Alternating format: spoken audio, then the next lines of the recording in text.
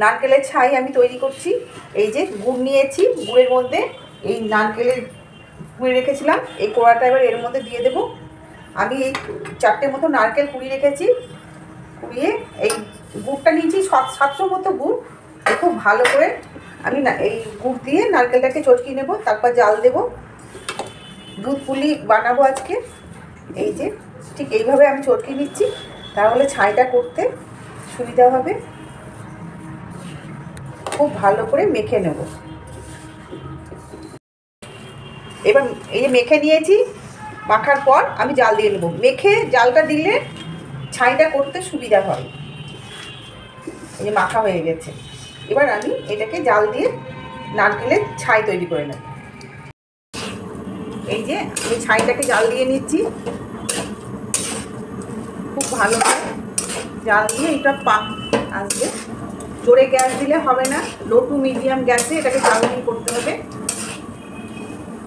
জোরে দিলে তলায় ধরে যাবে।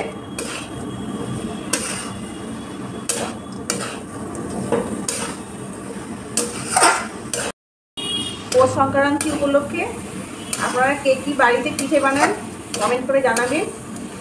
পৌষ সংক্রান্তি তো সবারই বাড়িতে অল্প বিস্তর পিঠে হয়েই থাকে। ছাইটা আমার তৈরি হয়ে গেছে, ঠিক এরকমভাবে করে নেব। এবার সরিয়ে রাখছি। আমি এইটার মধ্যে এই গোবিন্দভোগ চালের গুঁড়ো নিয়েছি আমি 1 কেজি, এটা আমি এখন মেখে নেব।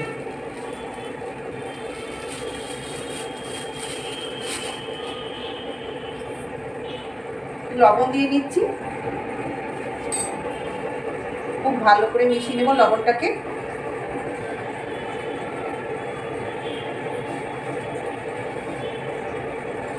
হালকা উষ্ণ গরম জল করেছি, গরম জল দিয়ে এটাকে আমি খুব ভালো করে এখন মেখে নেব। ঠিক হাতে সহ্য হবে এরকম গরম জল নেবেন, বেশি গরম না। ঠান্ডা জল দিয়ে মাখবেন না, গরম জল দিয়ে, হালকা গরম জল দিয়ে মাখবেন চালের গুঁড়োটাকে, তাহলে নরম হবে। অল্প অল্প করে জল দিয়ে এটাকে মেখে নিতে হবে।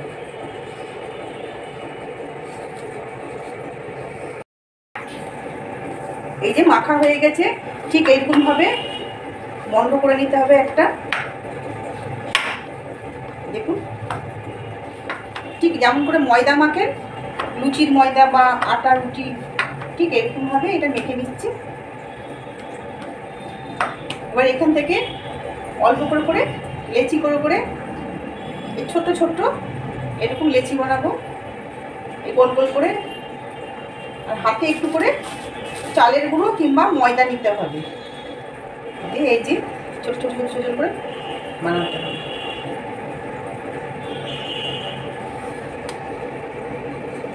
একটু করে ছাই দিতে হবে, অল্প একটু। আর এই মুখটা এরকমভাবে বন্ধ করে দিতে হবে।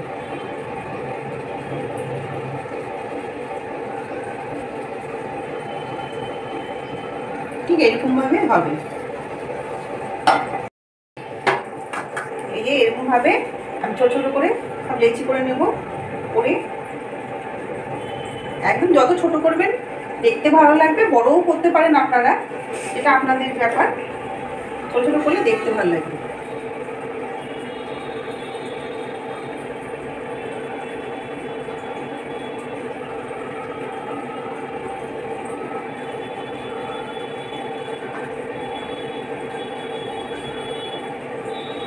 এই যে ঠিক এরকম করে বানিয়ে নিতে হবে।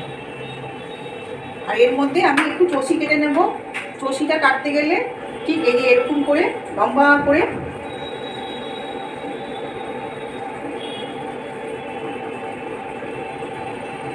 সাপের মতো করে নিতে হবে। করে নিয়ে এই হাতের তালুতে জাস্ট এরকমভাবে করতে হবে। একটু করে হাতে চালের গুঁড়ো নিতে হবে, এরকমভাবে রসিগুলো আমি বানিয়ে নেব। হাতে ময়দা বা চালের গুঁড়ো না লাগালে বানানো যাবে না।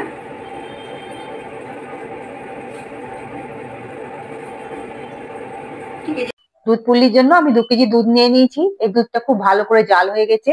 এটা আমি হাফ বাটি চিনি দিচ্ছি। আমি গুড় দিয়ে যেহেতু বানাবো, সেই জন্য চিনিটা কম দিলাম। দুধে চিনি দিয়ে একটু জাল করে নেব, তারপরে গুড় দেব। প্রথমে গুড় দিলে তো দুধ অনেক সময় কেটে যায়, ওই জন্য আমি চিনি দিয়ে দুধটা একটু ভালো করে জাল করে নেব, তারপরে গুড় দেব।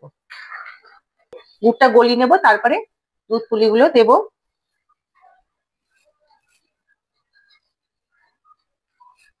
আমি দুধ পুলিগুলো বানিয়ে রেখেছি, দেখুন ঠিক এইভাবে বানিয়ে রেখেছি। এবার আমি এই দুধের মধ্যে এগুলো ছেড়ে দেব, এরকম ভাবে আস্তে আস্তে করে ছেড়ে দেব। এখানে এক ট্রে বানিয়েছি, এখানে থালায় এক থালা বানিয়েছি।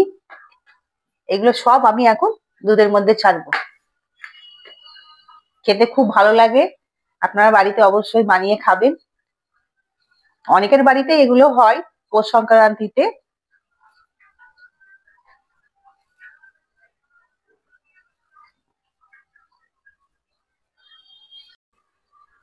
এই যে এবার ফুটছে দেখুন, এবার আমি নাড়া দিচ্ছি। প্রথমে নাড়া দিলে ভেঙে যাওয়ার ভয় আছে।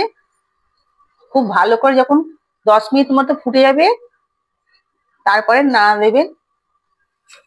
এবার জোরে গ্যাস দিয়েছি, দিয়ে নাড়ছি, খুব আলতো ভাবে নাড়তে হবে। বেশিক্ষণ টাইম লাগে না, খুব অল্প টাইমে হয়ে যায়। ফুটে একটু সেদ্ধ হলেই হয়ে যাবে। এই যে হয়ে গেছে আমার দুধ পুলিগুলো, এবার আমি তুলে নিচ্ছি। এই দুধ পুলি হয়ে গেলে আপনারা বুঝবেন কি করে, এগুলো ভেসে ওপরে উঠে যাবে। দুধ পুলিগুলো ভেসে ওপর দিকে উঠে যাবে।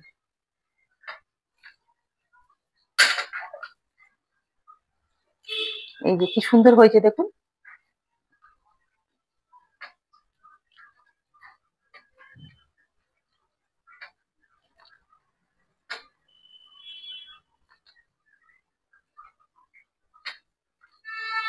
দুধ আমার ভালো করে জাল হয়ে গেছে। এই চষি গুলো বানিয়ে রেখেছিলাম, এগুলো আমি এখন দিয়ে দিচ্ছি। দিয়ে খুব ভালো করে জাল করে নেব।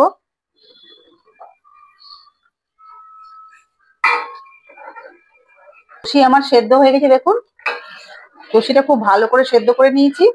এবার এর মধ্যে আমি গুড় দিয়ে দেব। এখন নতুন গুড় পাওয়া যাচ্ছে, নানান রকমের পিঠে বানিয়ে আপনারা করে খাবেন, খুব ভালো লাগবে খেতে। এই শীত চলে গেলে আর গুড়টা পাওয়া যাবে না, তখন আর সেই করলে চিনি দিয়ে করে খেতে হবে। গুড়ের একটা আলাদা স্বাদ, শীতকালে গুড় দিয়ে যাই বানাবেন খুব ভালো লাগে খেতে। আমার চষি রান্নাটা হয়ে গেছে, দেখুন কি সুন্দর কালার হয়েছে। চষি খেতে খুব ভালো লাগে।